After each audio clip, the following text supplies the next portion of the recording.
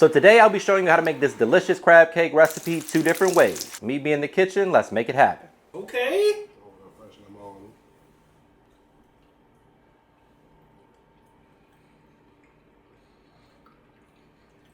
Yeah, That's what I want.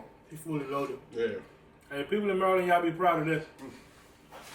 Alright guys, first things first, let's address the elephant in the room. Most folks from DC, Maryland, Virginia can be snobs when it comes to their crab cakes.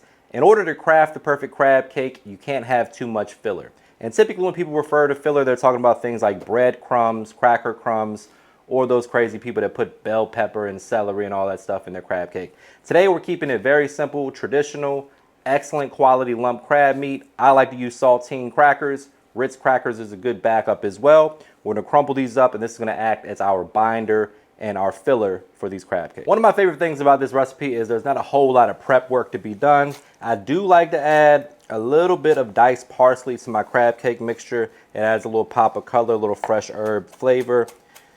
And it's just something I've been accustomed to doing. Always fresh though, probably should avoid the dry stuff. It just doesn't present as well. If all you have is dry, I would just leave it out. But I'm gonna add about 2 or 3 tablespoons of diced parsley to my crab cake mixture. Totally optional, but again, this is just something I like to do for presentation purposes, and it adds a little freshness to the dish. All right, guys, so for the crab cake mixture, we're gonna start with a 1/2 cup of mayonnaise. Use good quality stuff, no Miracle Whip. I like Duke's. Hellmann's is acceptable. That's about where it stops for me. But Duke's, if you can find it, I know it's regional, so try to find it if you can. Hellmann's is a good second option. I like to add 2 to 3 tablespoons of relish juice. So I don't want chunks of relish in my crab cake filling. However, I do want that briny, slightly sweet flavor profile. So a couple tablespoons of relish juice, you can strain it and then add it right on back to your jar for your hot dogs or whatever you were going to make. Next, we're going in with 1 teaspoon each of Frank's Red Hot and Worst Word in the World sauce. Feel free to use whatever your favorite hot sauce is. Totally fine. If you got a favorite, you can alternate that in with the Frank's. Next up, 1 tablespoon of Dijon mustard. You can use Creole mustard here as well. Yellow mustard will work too, but I like the punch, the little bite that you get from Dijon. The Creole mustard has the same thing. We're also going to use the zest and juice of a lemon. Obviously, lemon pairs beautifully with seafood, adds a bit of brightness, and that acidity will counter the sweetness we're getting from the relish and the pinch of sugar that we add. So just 2 cheeks of lemon probably equates to about 2 teaspoons or so. Next, we're going in with the most critical ingredient when it comes to Maryland style crab cakes. You got to have that Old Bay flavor. So when to season that to taste, I like at least a teaspoon or so to get the party started. Then you can kind of taste and adjust as needed. Everybody's seasoning preference is different. I also like to use my lemon bay seasoning. Gives a little bit more lemon flavor to it. If you don't have this, you use lemon pepper in place of it. And then my all-purpose seasoning, which covers all the flavor bases. You can get just a little salt, pepper, garlic, and onion powder if you don't have this. Last but not least, a pinch of sugar.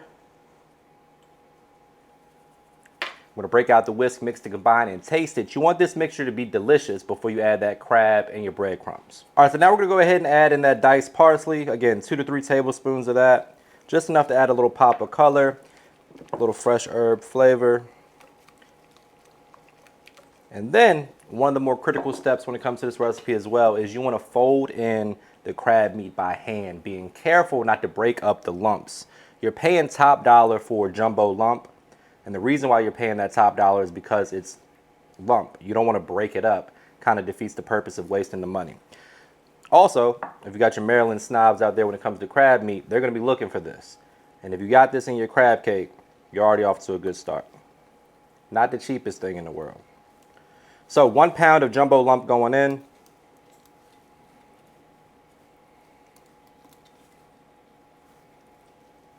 Again, careful not to break it. All the little crab fat and juice can go in there as well. This is the part where you want to get in there with your hands and just fold everything gently. Like so. Again, we don't want to break up the lumps too much. A little bit is fine. It's kind of unavoidable. But for the most part, we just want to coat it and that delicious dressing that we made and keep the lump intact. Now, it's time to start adding in our breadcrumbs. Only use what you need. Don't add more than what you need. You want to fold it together. Immediately you start to kind of see it take shape. And just right there, I think we're already where we want to go. I kind of made a lot more than I need just for the video, because it wouldn't have looked as cool blending it up if it wasn't as much as we added. But as you can see, it's already starting to hold together. And you can kind of test it by beginning to form a patty in your hand. Once it starts to bind together like that, that's all you need. We're also going to pop this in the fridge for a good 30 minutes at least to let it kind of come together. And that's going to help it not fall apart when we cook it. All right, guys, so as we stated earlier in the beginning of the video, we're going to do 2 different preparations today. One more traditional where it's broiled. At the restaurants, they typically just throw it under the salamander, get it nice and crisp. There's no egg in this recipe, so you don't really have to worry about cooking it to a safe temperature because everything in here is already cooked. For the broiled technique, you want to kind of form it into almost a mound.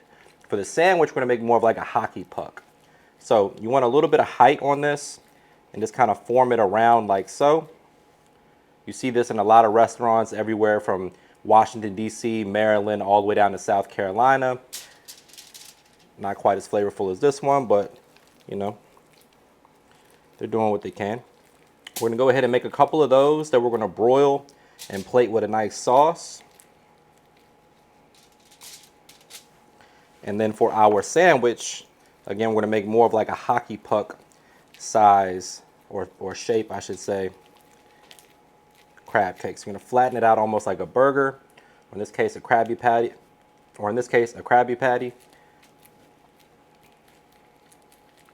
and make it a little bit more flat because we want to pan sear this one and put it in the oven to finish, and that's going to give it that nice crispy texture for our sandwich. So there you go, 2 different preparations, both equally delicious, kind of depending on how you want to serve this. Great on the sandwich, BLT. You make sliders with this, make smaller versions. Try not to waste any crab meat here. And then we're going to pop these in the fridge for at least 30 minutes. All right, guys, next up we're going to make a sauce that I'm going to use for this crab cake BLT. You could also use it on the plate for your broiled crab cakes as well. The party gets started with half a cup of mayonnaise. Going in with that. 1 good tablespoon of Creole mustard. Great flavor. If you ever had pretzel at a restaurant and it was served with mustard, it probably was Creole mustard. There we go. Also going to go in with 2 or 3 tablespoons of ketchup.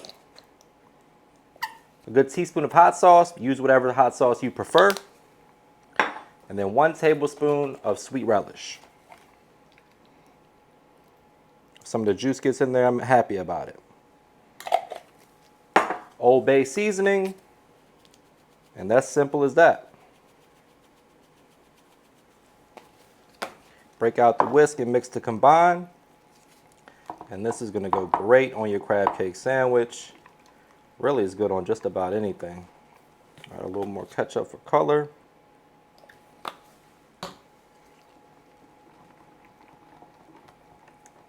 And that, my friends, is what you want to see. All right, guys, now it's time to go ahead and cook our crab cakes. We got the broiler on high. We got our baking sheet ready. I'm going to hit it with a little butter spray. That way it doesn't stick. And then we're going to take our crab cakes we have designated for the broiler and place them on that baking sheet. The fridge has done them good. They're holding together nicely. We're going to pop that in the oven. Then we're going to pan sear these crab cakes in some butter and then finish those in the oven as well. Get a nice crispy exterior, a little bit better shape for a sandwich, and these are perfect for lunch or dinner, served with a salad or some mashed potatoes, whatever your heart desires. All right, folks, it's time to get started on our pan-seared crab cakes. For that, you need a warm skillet, a little avocado oil, and a tablespoon of butter, because butter makes everything better. I don't know if you can hear it, but it's storming like crazy outside. Perfect weather for some crab cakes. Once that butter starts to melt, we're going to get the crab cakes in there a little bit early. because they're delicate. You don't need it to be piping hot. I want to get that crust to begin forming. That's also going to help them stay together. So there we go. Once they're in there, you can make sure the butter's melting evenly. Crank the heat up a little bit. Golden brown crust is what we're looking for. Flip it over, finish it in the oven, plate it up.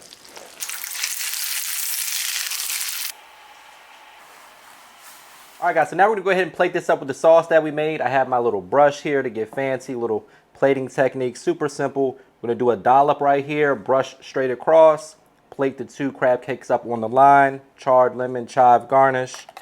Pretty classic. This is a good way to elevate your presentation a little bit for your house guests or your significant other without getting too fancy. So take your brush, just brush it right across. Like so. Then we're going to take our 2 beautiful broiled crab cakes, plate them up right there.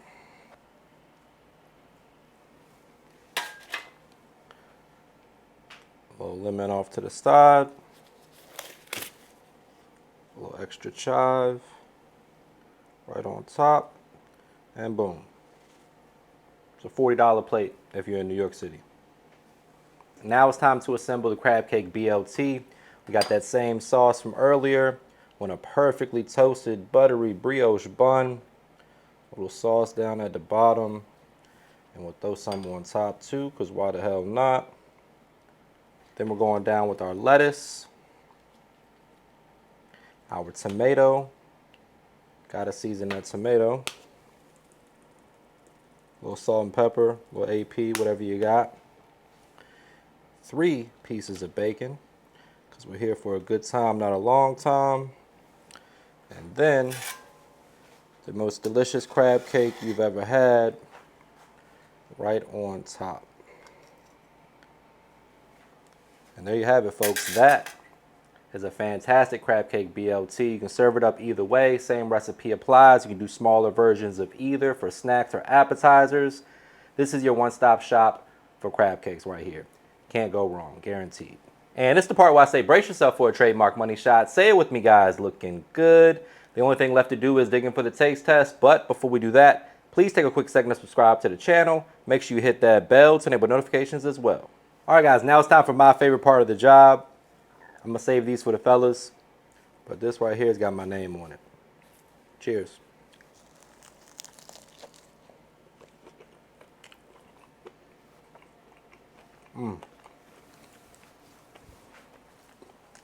Almost fell.